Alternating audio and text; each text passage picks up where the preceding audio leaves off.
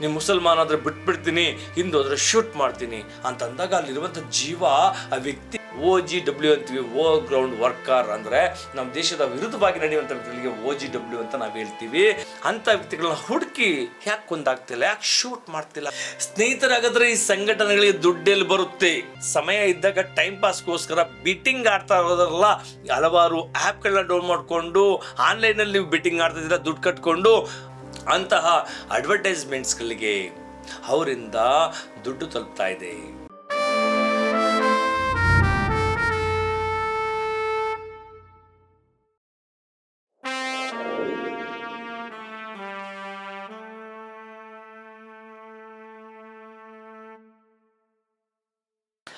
ನಮಸ್ತೆ, ಜೈ ಹಿಂದ್. ನಾನು ನಿಮ್ಮೆಲ್ಲರ ಮೆಚ್ಚಿನ ಸೈನಿಕ್ ಅಕಾಡೆಮಿ ಮೈಸೂರಿನ ಸಂಸ್ಥಾಪಕ ಮತ್ತು ex black head commander Sridhar CM.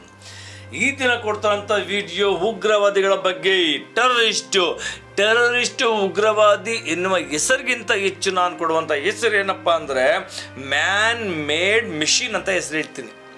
ಏನಕ್ಕೆ ಗೊತ್ತಾ ಶ್ರೀಧರ್ ಸರ್ ಈ ಪದವನ್ನು ಮ್ಯಾನ್ ಮೇಡ್ ಮಿಷಿನ್ ಅಂತ ಹೇಳ್ತಿದ್ದಾರೆ ಅಂತಂದರೆ, ಈ ಟೆರರಿಸ್ಟ್ಗಳನ್ನ ಸಾಕುವಂಥ ವ್ಯಕ್ತಿ, ಬೆಳೆಸುವಂಥ ವ್ಯಕ್ತಿ ಅವರು ಇಂಜಿನಿಯರ್ಗಳು.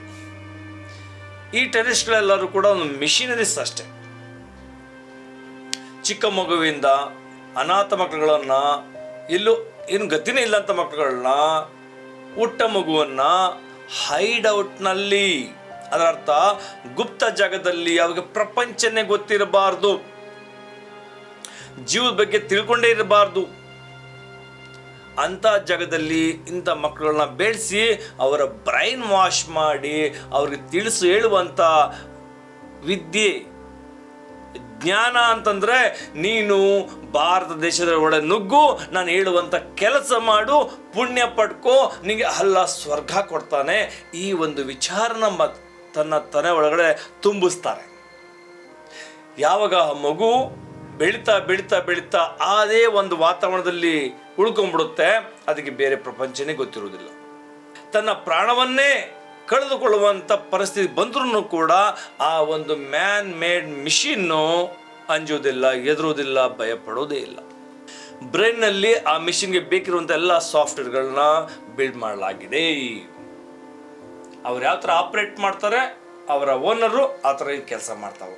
ಅವನಿಗೆ ಗೊತ್ತಿಲ್ಲ ನನ್ನ ದೇಹದೊಳಗಡೆ ಒಂದು ಜೀವ ಇದೆ, ಈ ಜೀವ ಬಹಳ ಅಮೂಲ್ಯ, ಈ ಮನುಷ್ಯ ಜೀವನವನ್ನು ಅನುಭವಿಸಬೇಕು ಅನ್ನೋದೇ ಗೊತ್ತಿರೋದಿಲ್ಲ.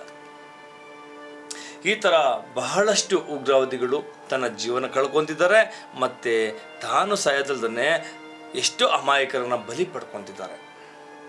ನನಗೆ ಏನಕ್ಕಪ್ಪ ಇದ್ದೇನೆ ಇವೆಲ್ಲ ವಿಷಯಗಳು ಗೊತ್ತಿದ್ದೆ, ಏನಕ್ಕೆ ಹೇಳ್ತಾ ಇದ್ದೀನಿ ಅಂತಂದರೆ, ನಾನೊಬ್ಬ ಎಕ್ಸ್ ಬ್ಲ್ಯಾಕ್ ಹೆಡ್ ಕಮಾಂಡೋ, ಭಾರತೀಯ ಸೇನೆಯಲ್ಲಿ 18 ವರ್ಷಗಳ ಕಾಲ ಸೇವೆ ಸಲ್ಲಿಸಿದ್ದೀನಿ. ಜಮ್ಮು ಕಾಶ್ಮೀರದಲ್ಲಿ 8 ವರ್ಷಗಳ ಕಾಲ ನಾನು ಡ್ಯೂಟಿ ಮಾಡಿದ್ದೀನಿ. ಏನು ಇವಾಗ ನಿನ್ನೆ ತಾನೇ ಅಟ್ಯಾಕ್ ಆಗಿದೆ, ಅಮಾಯಕರ ಮೇಲೆ ಶೂಟ್ ಔಟ್ ಮಾಡಿ ಕೊಲ್ಲಲಾಗಿದೆ. ಪಹಲ್ಗಾಮ್ ಅಂತಹ ಪ್ರದೇಶದಲ್ಲೂ ಕೂಡ 3 ತಿಂಗಳ ಕಾಲ ನಿರಂತರವಾಗಿ ನಾನು ಡ್ಯೂಟಿ ಮಾಡಿದ್ದೀನಿ. ನಿಜವಾಗಲೂ ಕೂಡ ಆ ಒಂದು ಪ್ರದೇಶ, ಪಹಲ್ಗಾಮ್ ಪ್ರದೇಶ ತುಂಬ ಸುಂದರವಾಗಿರೋದು, ತುಂಬ ಒಳ್ಳೆ ಸವಿಯುವಂಥ, ಅದನ್ನು ಕಣ್ಣಿಗೆ ತಂಪಾಗುವಂಥ, ಖುಷಿ ಕೊಡುವಂಥ, ಮನಸ್ಸಿಗೆ ಪ್ರಶಾಂತ ನೀಡುವಂಥ ಪ್ರದೇಶ ಅಂತಂದರೆ ತಪ್ಪಾಗಲಾರದು. ತುಂಬಾ ಚೆನ್ನಾಗಿದೆ. ಆ ಪ್ರದೇಶಕ್ಕೆ ಹೋಯ್ತು ಅಂದರೆ ಏನೋ ಒಂದು ರೀತಿ ಖುಷಿ ಸಿಗುತ್ತೆ, ಏನೋ ಒಂದು ರೀತಿ ಸ್ವರ್ಗ ಅನಿಸುತ್ತೆ. ಅಷ್ಟು ಚೆನ್ನಾಗಿರೋ ಪ್ರದೇಶನ ಅನುಭವಿಸ್ಲಿಕ್ಕೆ, ಸವಿಲಿಕ್ಕೆ ಟೂರಿಸ್ಟ್ಗಳು ಹೋಗೋದು ಸಹಜ. ಅಲ್ಲಿಂದನೇ ಅಮರನಾಥ್ ಹೋಗ್ಲಿಕ್ಕಾಗಿರ್ಬೋದು, ಅಥವಾ ಕಾಶ್ಮೀರದಲ್ಲಿ ಇನ್ನಷ್ಟು ಪ್ರದೇಶಗಳನ್ನ ನೋಡ್ಲಿಕ್ಕೆ ಹೋಗ್ಲಿಕ್ಕಾಗಿರ್ಬೋದು. ಈ ಥರ ಭಾಳಷ್ಟು ಶ್ರೀಮಂತ ಜನತೆ ಆಗಿರ್ಬೋದು, ಅಥವಾ ನ್ಯೂ ಕಪಲ್ಸ್ಗಳಾಗಿರ್ಬೋದು, ಅಥವಾ ಏನೋ ಟೂರಿಸ್ಟ್ಗೆ ಹೋಗ್ಲೇಬೇಕು, ಸುತ್ತಬೇಕು, ಎಂಜಾಯ್ ಮಾಡಬೇಕು ಅನ್ನೋ ಉದ್ದೇಶದಿಂದ ಕೆಲವರು ಕೂಡ ಹೋಗ್ತಾನೆ ಇರ್ತಾರೆ. ಅಂಥ ಪ್ರದೇಶದಲ್ಲಿ ಟಾರ್ಗೆಟ್ ಮಾಡಿ ನೆನ್ನೆ ದಿನ 28 ಅಮಾಯಕರನ್ನ, 65 ವರ್ಷದ ವೃದ್ಧನನ್ನ, 35 ವರ್ಷದ ಯುವಕನನ್ನ, ಒಬ್ಬ ಸೇನಾಧಿಕಾರಿಯನ್ನ ಗುಂಡಿಟ್ಟು ಕೊಲ್ತಾರಲ್ಲ, ಇದು ಯಾವ ನ್ಯಾಯ? ಇನ್ನು ನಮ್ಮ ಭಾರತ ದೇಶಕ್ಕೆ ಸರಿಯಾದ ರೀತಿ ಸ್ವತಂತ್ರ ಸಿಕ್ಕಿಲ್ಲ ಅನ್ನೋದಕ್ಕೆ ಇದೊಂದು ಉದಾಹರಣೆ ಆಗಿದೆ ಅಂತ ಹೇಳಲಿಕ್ಕೆ ಇಷ್ಟಪಡ್ತೀನಿ. ಎಷ್ಟೋ ವರ್ಷಗಳ ಮುಂಚೆ ರಾಜ್ಯಕ್ಕೋಸ್ಕರ ರಾಜರಲ್ಲಿ ಯುದ್ಧ ನಡೀತಾ ಇತ್ತು. ಮೋಸ ವಂಚನೆಗಳು ನಡೀತಾ ಇದ್ವು. ಅದನ್ನೇ ಮಿಸ್ಯೂಸ್ ಮಾಡಿಕೊಂಡು ಅಡ್ವಾಂಟೇಜ್ಗಳು ತಗೊಂಡು ಬ್ರಿಟಿಷರು ಬಂದು ಆಡಳಿತ ಮಾಡಿ ನಮ್ಮನ್ನ ಗುಲಾಮರಾಗಿ ಮಾಡಿಕೊಂಡು ವ್ಯವಹಾರ ಮಾಡಿ ವ್ಯಾಪಾರ ಮಾಡಿ ಸಂಪಾದನೆ ಮಾಡ್ಕೊಂಡು ತೊಗೊಂಡಾಗ ಅವ್ರ ರಾಷ್ಟ್ರಕ್ಕೆ ತುಂಬಿಕೊಂಡ್ರು. ಆವಾಗಲೂ ನಮ್ಮ ಜನಗಳಿಗೆ ಬುದ್ಧಿ ಬರಲಿಲ್ಲ. ದೇಶದ ಒಳ ಜನಗಳಲ್ಲೇ ಕಚ್ಚಾಡಲಿಕ್ಕೆ ಅವ್ರಿಗೆ ಬ್ರೈನ್ ವಾಶ್ ಮಾಡಿದ್ರು. ನಮ್ಮಲ್ಲಿ ಯುದ್ಧಗಳಾದ್ವು, ಅವರು ಸುರಕ್ಷಿತವಾಗಿದ್ರು. ತದನಂತರ ಹೇಗೋ ಕ್ರಾಂತಿಕಾರಿ ವೀರರು ಶಾಂತಿಯರು ಅಂತೇಳಿ ಹೇಗೋ ಕಷ್ಟಪಟ್ಟು ನಮಗೆ ಸ್ವತಂತ್ರ ಕೊಡಿಸ್ಬಿಟ್ರು. ಸ್ವತಂತ್ರ ಅಂದರೆ ಬ್ರಿಟಿಷಿಂದ ಮುಕ್ತ ಮಾಡಿಸಿದ್ರು ಅಷ್ಟೇ, ಬ್ರಿಟಿಷಿಂದ ಮುಕ್ತರಾದ್ವಿ ಅಷ್ಟೇ. ಅದರ ಒಳಗಡೆ ಇರುವಂಥ ಸಮಸ್ಯೆಗಳಿಂದ ಇನ್ನೂ ನಾವು ಸ್ವತಂತ್ರರಾಗಿಲ್ಲ. ನಮ್ಮ ದೇಶದೊಳಗಡೆ ಇರುವಂಥ ಹಲವಾರು ಸಮಸ್ಯೆಗಳು ಯಾವಾಗ ಕಡಿಮೆ ಆಗುತ್ತೆ ಅಥವಾ ನಿಂತು ಹೋಗುತ್ತೆ ಆವಾಗ ನಮ್ಮ ದೇಶ ಬಲಿಷ್ಠವಾದ ದೇಶವಾಗ್ತದೆ. ನಮ್ಮ ದೇಶವನ್ನ ಕೈ ಬೆಳಿ ತೋರಿಸುವಷ್ಟು ಯಾರಿಗೂ ಕೂಡ ಸಾಮರ್ಥ್ಯ ಶಕ್ತಿ ಇರೋದಿಲ್ಲ ಅಂತ ಹೇಳಲಿಕ್ಕೆ ಇಷ್ಟಪಡ್ತೀನಿ ಸ್ನೇಹಿತರೆ. ನಿಜವಾಗ್ಲೂ ಒಂದು ರೀತಿ ಕೋಪನೂ ಬರ್ತಾ ಇದೆ, ದುಃಖನೂ ಆಗ್ತಾ ಇದೆ. ಅಮಾಯಕರು ಆ ನಾಗರಿಕರು ಏನ್ ಮಾಡಿದ್ರು, ಏನ್ ಗೊತ್ತಿತ್ತು ಅವರುಗಳಿಗೆ? ಆ ಬಂದೂಕ್ ಹೇಗಿರುತ್ತೆ ಅಂತ ಗೊತ್ತಿತ್ತು, ಬಂದೂಕ್ ಇಟ್ಕೊಂಡಿದ್ದ ವ್ಯಕ್ತಿ ಯಾರು ಅಂತ ಗೊತ್ತಿತ್ತು. ಆ ವ್ಯಕ್ತಿಗಳು ಬಂದಾಗ ಶೂಟ್ ಮಾಡಬೇಕಿದ್ರೆ ಎಷ್ಟು ನೀಚ, ಎಷ್ಟು ಹೇಳಲಿಕ್ಕೆ ಆಗ್ತಿಲ್ಲ ಆ ಥರ ಅವ್ರ ಜೊತೆಗೆ ವರ್ತನೆ ಮಾಡಿದಂದ್ರೆ ನೀನು ಮುಸಲ್ಮಾನ, ನೀ ಹಿಂದೂನಾ ಹೇಳು. ಈ ಜಮ್ಮು ಕಾಶ್ಮೀರ್ನ ಪ್ರಾಬ್ಲಮ್ ಏನು ಅಂದ್ರೆ ಇಲ್ಲಿ ಯಾರು ನಮ್ಮವರು ಯಾರು ಉಗ್ರಗಾಮಿಗಳು ಅಂತ ಗೊತ್ತಾಗೋದೇ ಇಲ್ಲ.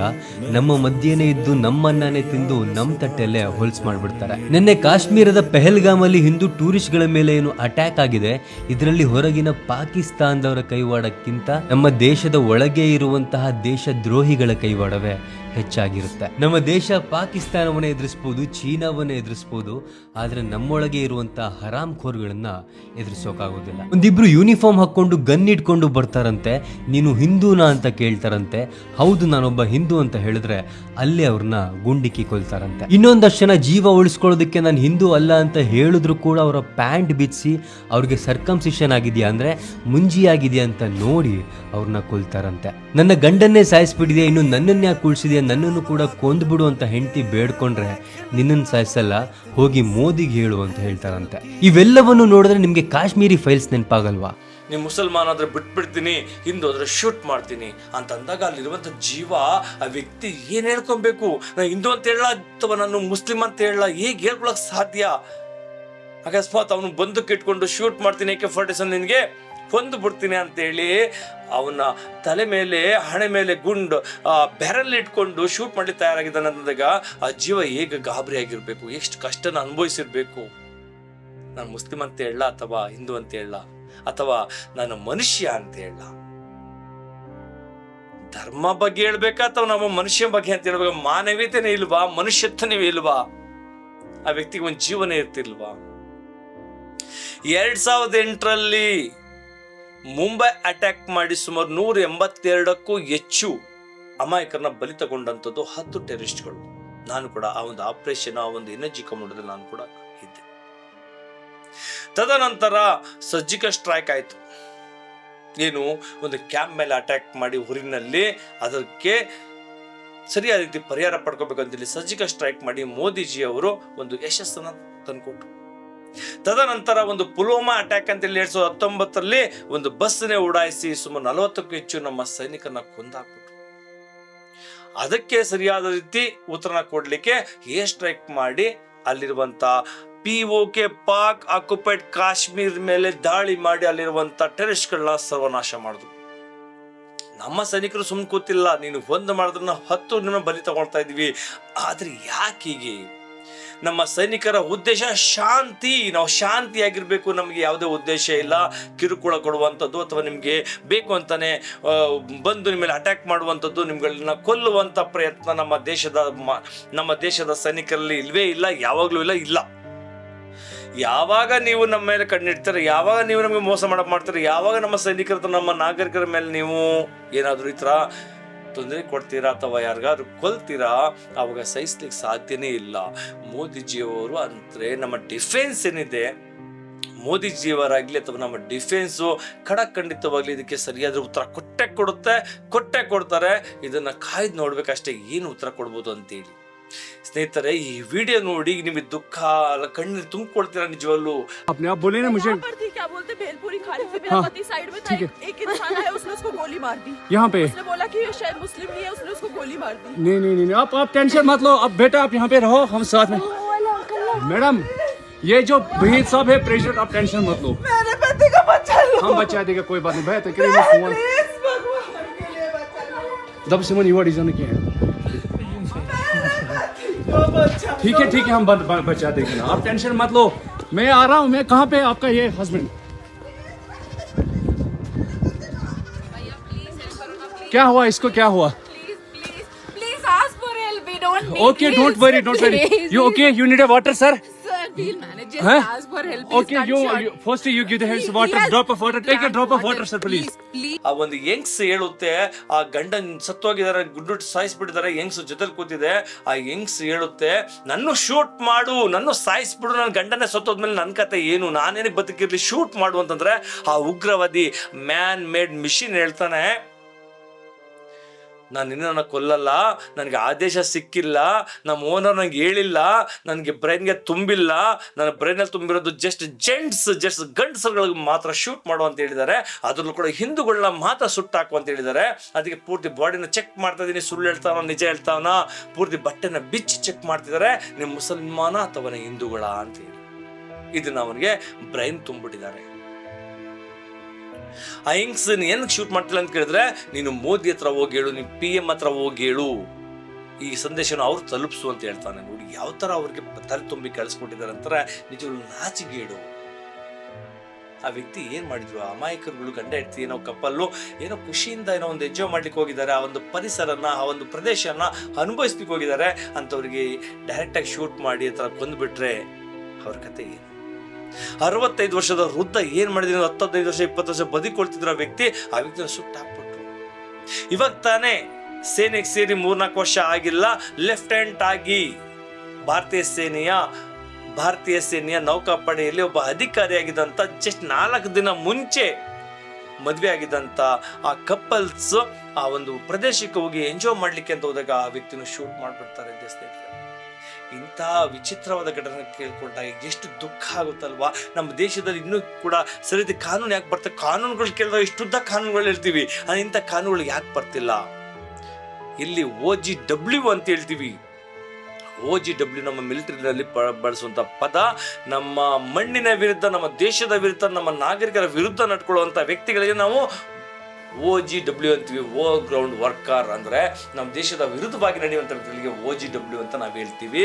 ಅಂಥ ವ್ಯಕ್ತಿಗಳನ್ನ ಹುಡುಕಿ ಯಾಕೆ ಕೊಂದಾಗ್ತಿಲ್ಲ, ಯಾಕೆ ಶೂಟ್ ಔಟ್ ಮಾಡ್ತಿಲ್ಲ, ಯಾರ ಮೇಲೆ ಅನುಮಾನ ಇದೆ ಅಂತ ವ್ಯಕ್ತಿಗಳನ್ನ ಯಾಕೆ ಎಂಕ್ವೈರಿ ಮಾಡ್ತಿಲ್ಲ, ಯಾರು ಇನ್ಫ್ಲೂಯೆನ್ಸ್ ಇದೆ ಅವ್ರಿಗೆ, ಯಾರ ಪವರ್ ಇದೆ, ಯಾಕೆ ಅವರಿದ್ದಂಥ ಪಾಕಿಸ್ತಾನ ಬಾರ್ಡರ್ಲಿ ಅಥವಾ ಪಹಲ್ಗಾಮಲ್ಲಿ ಬಹಳ ದೂರ, ಪಾಕಿಸ್ತಾನ ಬಾರ್ಡರ್ಗೂ ಪಾಲ್ಗಾಮ್ಗೆ ಇರುವಂಥ ಅಂತರ ನೋಡಿದ್ರೆ ಸುಮಾರು 200-250 ಕಿಲೋಮೀಟರ್ ದೂರ ಇರುವಂಥ ಪ್ರದೇಶ. ಅದು ಅಷ್ಟು ದೂರಕ್ಕೆ ಬಂದು ಅಲ್ಲಿ ಆಪರೇಟ್ ಮಾಡ್ತಾರೆ ಅಂದರೆ ಯಾರ ಸಹಾಯ ಇದೆ, ಯಾರ ಸಹಕಾರ ಇದೆ? ಹೀಗೆ ತಾನೇ ನಾವು ಒಂದು ಯೂಟ್ಯೂಬ್ ಚಾನಲ್, ಒಂದು ತೆಲುಗು ಯೂಟ್ಯೂಬ್ ಚಾನಲ್ ನೋಡ್ತಾ ಇದ್ದೆ ನಾನು. ಹಾಗಾದ್ರೆ ಟೆರರಿಸ್ಟ್ಗಳಿಗೆ, ಉಗ್ರವಾದಿಗಳಿಗೆ ದುಡ್ಡು ಎಲ್ಲಿ ಬರುತ್ತೆ, ಸಂಪಾದನೆ ಎಲ್ಲ ಆಗ್ತದೆ, ಖರ್ಚು ವೆಚ್ಚಗಳು ಯಾರು ನೋಡ್ಕೊಳ್ತಾರೆ ಅಂತಂದಾಗ ನನಗಿರುವಂಥ ಅನುಭವನೇ ಆಕ್ಚುಯಲ್ ಪ್ರಾಕ್ಟಿಕಲ್ ಆಗಿದೆ. ಅದು ಯೂಟ್ಯೂಬ್ ಚಾನಲ್ ಕೊಟ್ಟಿರೋಂಥ ಮಾಹಿತಿ ನೋಡಿದ್ರೆ ಎರಡೂ ಈಕ್ವಲ್ ಆಗಿದೆ.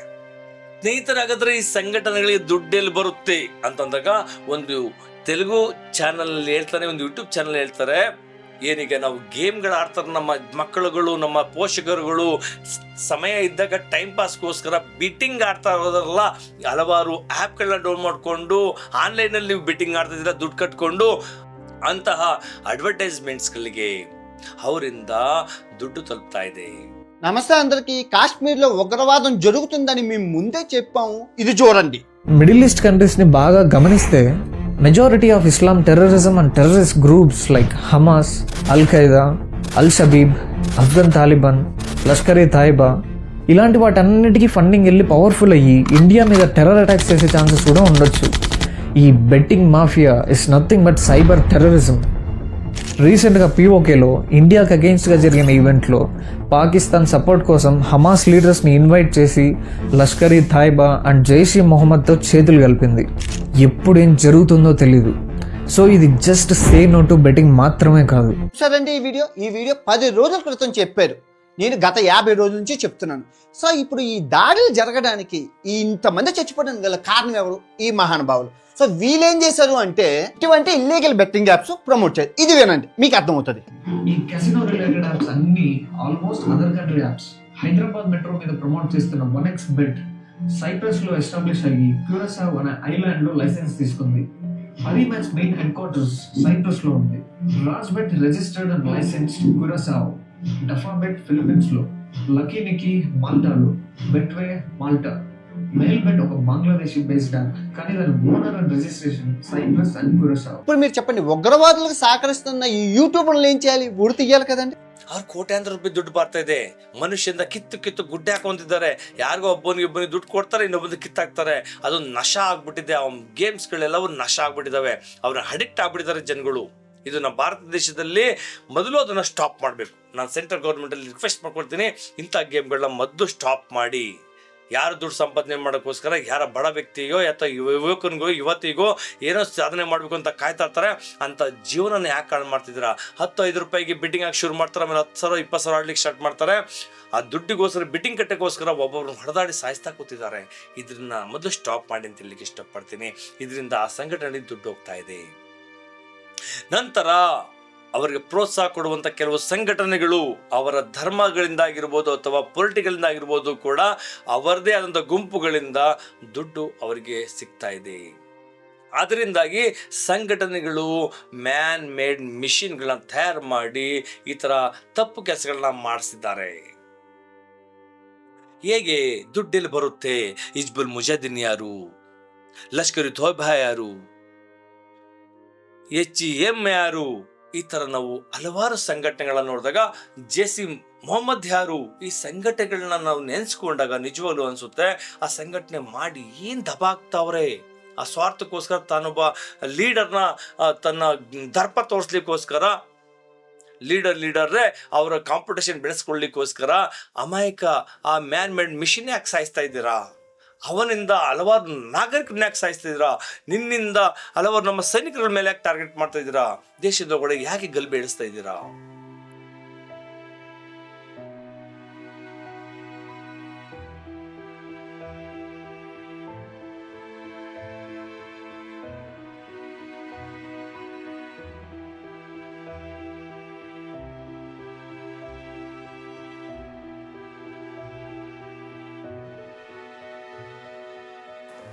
ಎಷ್ಟು ನಮ್ಮ ಮುಸಲ್ಮಾನ ವ್ಯಕ್ತಿಗಳು ಬಹಳಷ್ಟು ಒಳ್ಳೆಯವರಿದ್ದಾರೆ. ಆ ಮುಸಲ್ಮಾನ್ ಎಂಬ ಹೆಸರಿಗೆ ನೀವು ಧಕ್ಕೆ ಯಾಕೆ ಮಾಡ್ತಾ ಇದ್ದೀರಾ? ಕುರಾನ್ನಲ್ಲಿ ಹೇಳುತ್ತೆ, ನಾವೆಲ್ಲರೂ ಮನುಷ್ಯರು, ನಾವೆಲ್ಲರೂ ಒಂದೇ ಅಂತೇಳಿ ಮನುಷ್ಯನಿಗೆ ಕೊಡುವಂಥ ಗೌರವನೇ ವಿಶೇಷವಾಗಿರ್ತದೆ.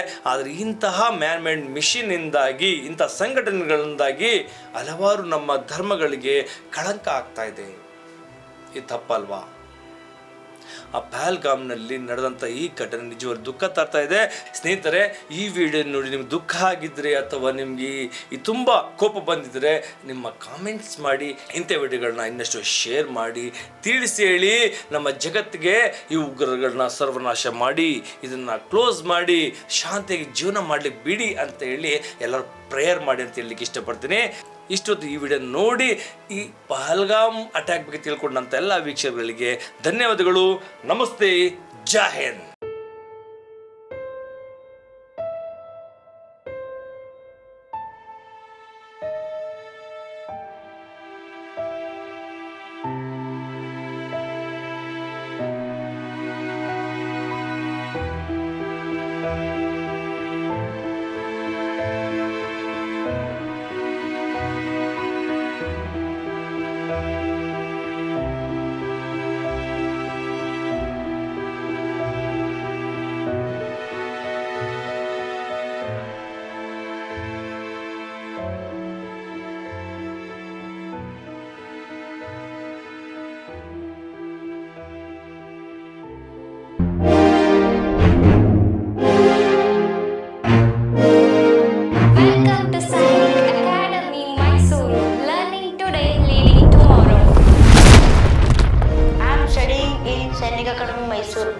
Sainik School and Rashtriya Military School and JNV and Morarji. We have become future military officers.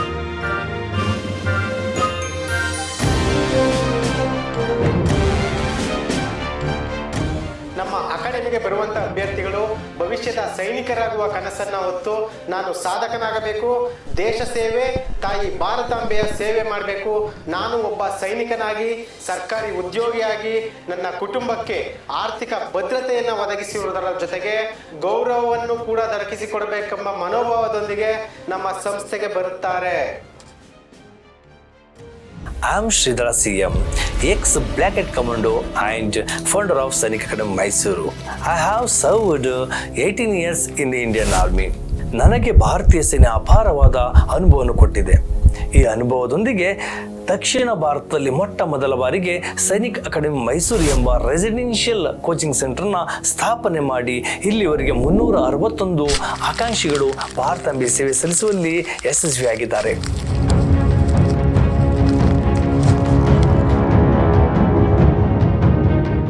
ಇಂಥ